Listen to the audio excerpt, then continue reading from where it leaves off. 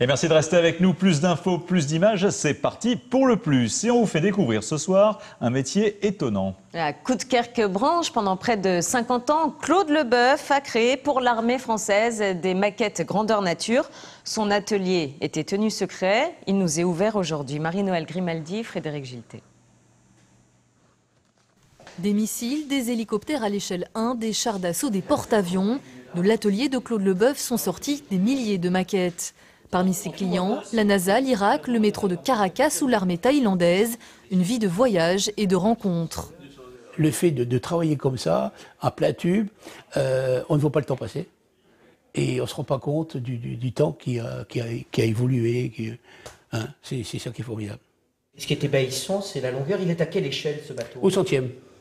L'armée française était un des plus gros clients de Claude Leboeuf. Au Salon du Bourget, par exemple, les maquettes plus vraies que nature permettaient de décrocher des commandes. L'entreprise était d'ailleurs classée secret défense. Pour faire des maquettes absolument réalistes, il avait accès à l'intégralité de ce qu'on appelle la liasse de plomb.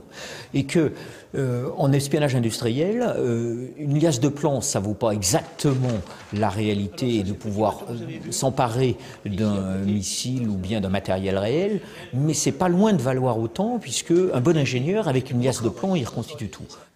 Pour mener à bien ses réalisations, le maquettiste était à la tête d'une armée de petites mains.